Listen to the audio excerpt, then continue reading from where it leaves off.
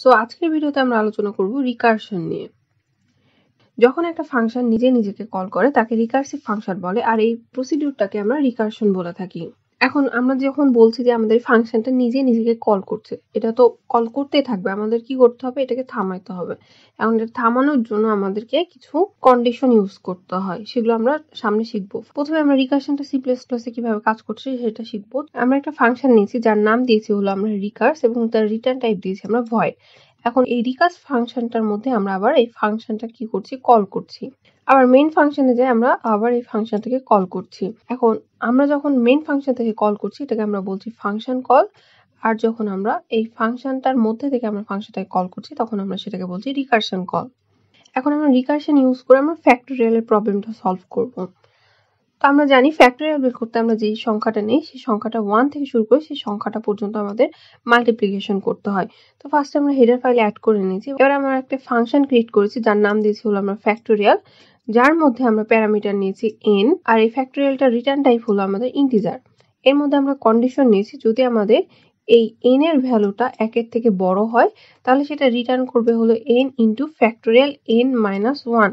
মানে এখানে আমরা আবার ফাংশনটাকে কল করছি কিন্তু n-1 করে। আবার যদি আমাদের 1 এর থেকে n এর ভ্যালুটা বড় না হয়, 1 এর সমান হয়ে যায়, তখন আমাদের রিটার্ন করবে হলো 1। তো মেইন ফাংশনে যে ভেরিয়েবল নিয়েছি n, আর একটা ভেরিয়েবল নিয়েছি হলো রেজাল্ট। তো আমরা ফার্স্টে একটা মেসেজ প্রিন্ট করেছি আমাদের ইউজারদেরকে বোঝাতে যে একটা নন নেগেটিভ নাম্বার ইনপুট দিতে, যেটা আমরা নিব হলো n এর মাধ্যমে। রেজাল্টের মধ্যে আমরা ফ্যাক্টোরিয়াল nটা রাখছি এবং লাস্টে আমরা রেজাল্টটা প্রিন্ট করে দিচ্ছি। সো যদি আমরা এবার ইনপুট নিই হলো 4, তাহলে আমাদের এখানে পাস হয়ে যাচ্ছে 4।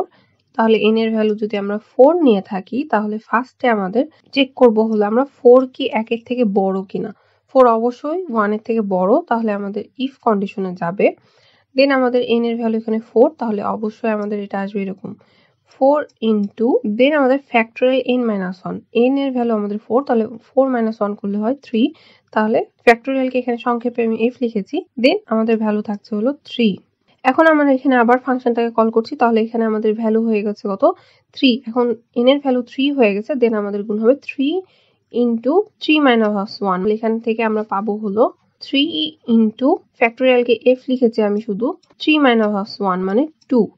তার মানে এবার আমরা আবার ফাংশনটাকে কল করছি এবং ভ্যালু পাস করছি হলো 2। তাহলে এখানে যখন আমাদের ভ্যালু হয়ে গেছে 2, তাহলে আমাদের এখানে n এর ভ্যালু 2 এবং ফ্যাক্টোরিয়ালের ভিতরে আমাদের ভ্যালু হয়ে যাবে 2-1 মানে 1। তাহলে এখান থেকে আমরা পাবো হলো f2 থেকে আমরা পাবো হলো 2 ইনটু f1 বা ফ্যাক্টোরিয়াল 1। এখানে আমরা আবার ফাংশনটাকে কল করছি এবং ভ্যালু পাস করছি 1। তাহলে এখানে n এর ভ্যালু আমাদের 1 হয়ে গেছে। এখন আমরা চেক করি কন্ডিশন 1 কি 1 এর থেকে বড় কিনা। 1 তো অবশ্যই 1 এর থেকে বড় না, 1 এর সমান। তাহলে এখানে আর আমাদের ইফ কন্ডিশনটা চলবে না, এলস কন্ডিশনে আমাদের রিটার্ন করবে হলো 1। তাহলে যখন আমাদের রিটার্ন করে দিচ্ছে 1, তাহলে এখান থেকে আমরা পাচ্ছি হলো 1। তাহলে এবার যদি আমরা মাল্টিপ্লিকেশন করি তাহলে আমরা আসলে আলটিমেট ভ্যালুটা পাচ্ছি হলো 4 ইনটু 3 ইনটু 2 ইনটু 1। তাহলে এখানে আমরা রেজাল্টটা পাবো হলো 3-4 12, 12 দুগুণ 24। তাহলে যখন আমরা এই রেজাল্টটা প্রিন্ট করব তখন আমরা পাবো হলো 24। তাহলে আউটপুটে আমরা দেখতে পাচ্ছি যে আমরা এন্টার করেছিলাম হলো নন নেগেটিভ ভ্যালু 4 এবং ফ্যাক্টোরিয়াল 4 ইকুয়াল টু আমরা জানি 24, আর আমরা সেটাই পেয়েছি। এরপর আমরা ডিরেক্ট রিকারশন আর ইনডিরেক্ট রিকারশন সম্পর্কে জানবো। তো যখন আমাদের ফাংশনটা নিজেই নিজেকে কল করছে তখন আমরা এটাকে বলছি ডিরেক্ট রিকারশন, যেটা আমরা লাস্ট এক্সাম্পলটাতে দেখলাম। আর ইনডিরেক্ট রিকারশন হলো যখন একটা ফাংশন আর একটা ফাংশনকে কল করে আবার সেই ফাংশনটা কলিং ফাংশনটাকে কল করে, তখন এটাকে বলে ইনডিরেক্ট রিকারশন। ফর এক্সাম্পল এখানে আমরা ফাংশন এটা কল করেছে ফাংশন বি কে, আবার ফাংশন বি টাকে আবার ফাংশন এটাকে কল করছে, তাহলে এটা আমাদের ইনডিরেক্ট রিকারশন। তাহলে ইনডিরেক্ট রিকারশনে আমরা একটা এক্সাম্পল দেখবো। এখানে আমরা হেডার ফাইল অ্যাড করেছি, দেন আমরা ফাংশন নিয়েছি যার নাম দিয়েছি আমরা এফ এ, যার মধ্যে আমাদের প্যারামিটার থাকবে ইন্টিজার টাইপের। আবার আরেকটা ফাংশন নিয়েছি এফ বি, যার মধ্যে আমাদের ইন্টিজার টাইপের প্যারামিটার থাকবে। তো ফার্স্ট ফাংশনটা লিখেছি এবং তার মধ্যে আমরা ইন্টিজার টাইপের প্যারামিটার নিয়েছি n। যদি আমাদের n এর ভ্যালুটা 1 এর সমান বা ছোট হয় তখন আমাদের রিটার্ন করবে 1, আদারওয়াইজ আমাদের রিটার্ন করবে হলো n ইনটু fb n-1। মানে আমরা সেকেন্ড ফাংশনটা কল করছি এখান থেকে। তাহলে আমরা সেকেন্ড ফাংশনটা আবার নিয়েছি এবং প্যারামিটার নিয়েছি n। যদি n এর ভ্যালু 1 এর থেকে ছোট হয় বা সমান হয় তাহলে রিটার্ন করবে 1, আর যদি তা না হয় তাহলে n ইনটু FAN-1 মানে এখান থেকে আবার আমরা ফার্স্ট ফাংশনটাকে কল করছি। তাহলে ফার্স্ট ফাংশন থেকে আমরা সেকেন্ড ফাংশনকে কল করলাম, আবার সেকেন্ড ফাংশন থেকে আমরা ফার্স্ট ফাংশনকে কল করছি। যেটা আমরা ডেফিনিশনে দেখে আসলাম যে ইনডিরেক্ট রিকারশনে আমাদের ফার্স্ট ফাংশনটা সেকেন্ড ফাংশনকে কল করে এবং সেকেন্ড ফাংশনটা আবার ওই কলিং ফাংশনটাকেই কল করে। এবার মেইন ফাংশনে আমরা একটা ভেরিয়েবল নিয়েছি যার নাম দিয়েছি নাম এবং ভ্যালু অ্যাসাইন করেছি 5 এবং আমরা লাস্টে প্রিন্ট করব হলো FA নামের ভ্যালুটা। তাহলে এখানে আমরা ফাংশনটাকে কল করেছি এবং ভ্যালু পাস করে দিয়েছি হলো 5 এবং এখন এখানে আমরা ভ্যালু পেয়েছি 5। এখন কন্ডিশন চেক করব 5 কি 1 এর থেকে ছোট বা সমান কিনা। অবশ্যই না, তাহলে আমাদের এলস কন্ডিশন চলবে। তাহলে এখানে আমরা পাবো হলো 5 ইনটু FBN-1 পাবো। তাহলে আমরা ফার্স্টে যদি লিখি 5 দেন আমরা পাচ্ছি হলো ইনটু FB মানে আমাদের সেকেন্ড ফাংশনটা n-1 মানে n এর ভ্যালু এখানে আমাদের 5 -1 মানে হলো আমাদের 4। এরপর যখন আমরা সেকেন্ড ফাংশনকে কল করেছি, সেকেন্ড ফাংশনে যে n এর ভ্যালু আমরা পেয়েছি 4। এখন 4 কি 1 এর সমান বা ছোট কিনা? 4 অবশ্যই 1 এর সমান বা ছোট না, তাহলে আমাদের এলস কন্ডিশন চলবে। এখানে আমরা n এর ভ্যালু পেয়েছি 4 ইনটু FAN-1 মানে 4 - 1 করলে আমরা পাচ্ছি এখানে 3। এখানে পাচ্ছি হলো 4 ইনটু FA 4 - 1 মানে হলো 3। এবার আবার আমরা কি করছি, FA ফাংশনটাকে কল করছি। তার মানে এখন আমাদের n এর ভ্যালু হয়ে গেছে এখানে 3।